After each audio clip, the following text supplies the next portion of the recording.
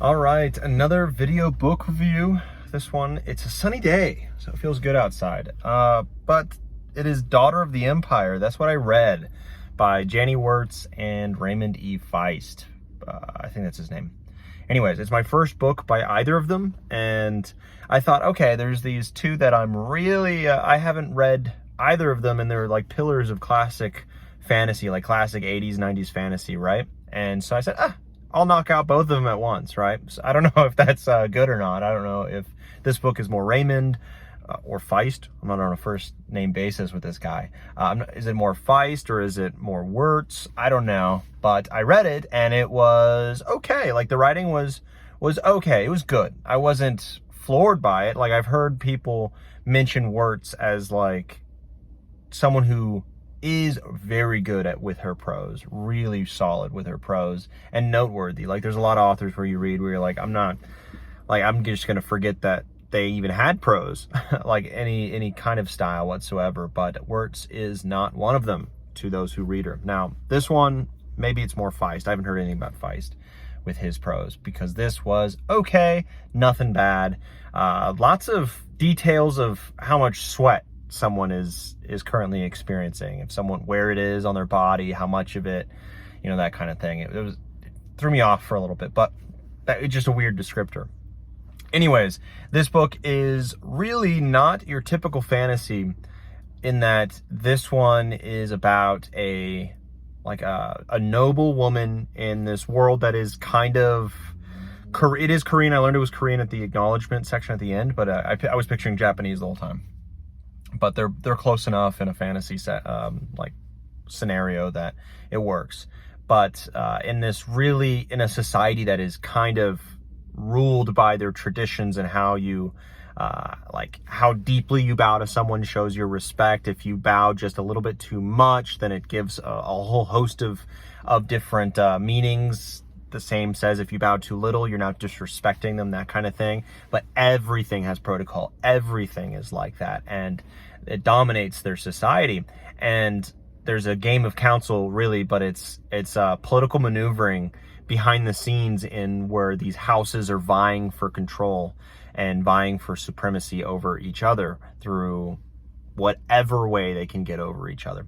And that is all happening in a world in which they are actively attacking through a rift of some kind. It's not super explained, but a rift in space, I don't know, and they can go to they're calling it a different planet, where they go through the rift and they're attacking a different planet of people. I forget what they're called and what that planet's called. But anyways, that's not really seen at all. That's just happening in the background, but that's very big and has a huge effect on the game of council, the society at large. So all that's happening, and you're following a noble girl who has to now step into a role she was not trained for. That was supposed to be someone else, but now she's here, and now she's thrust into the game of council with a really bad hand and on the cusp of being annihilated by rival clans. And so this is her story of rising to the occasion and having her, multi-hundred-year-long or thousand, I don't even know, but multi-hundred-year-long, family survive. And she's there to keep it alive and keep it to survive through this tumultuous time.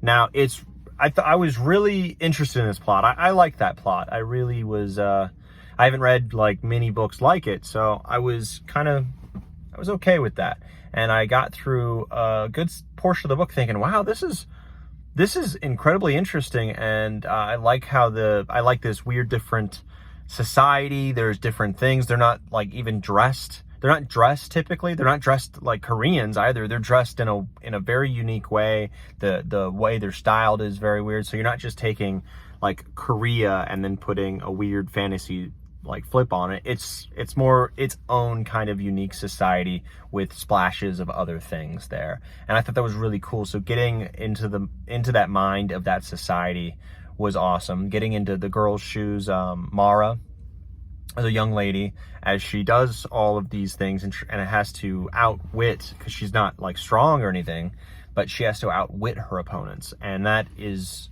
always very interesting to see. Sometimes it comes off as I don't know, as sometimes too simplistic, and others as like, how could she have, like, that was way too big of a bet on to like bet her entire family, all of her people. Like, if she dies, every single person that is under her family's rules, all the slaves, all the like actual warriors and crafters and craftsmen, all of them lose their queen at that point, their lady, and become like listless and cursed in their society. It's wild.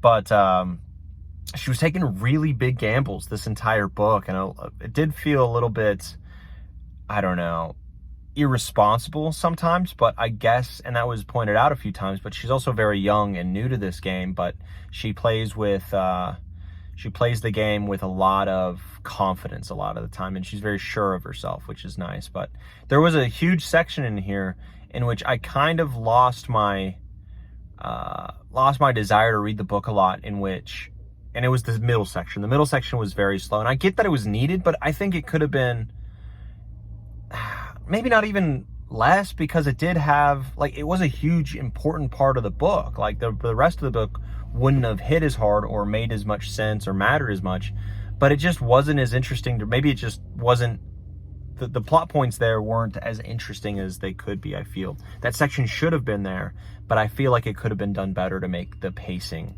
better, because it really was solid for like 20%, 50%, like the next 50% was a lot slower, and then the last bit was really fast. So overall, I think this was a solid book, but the slowness really brought me down, and that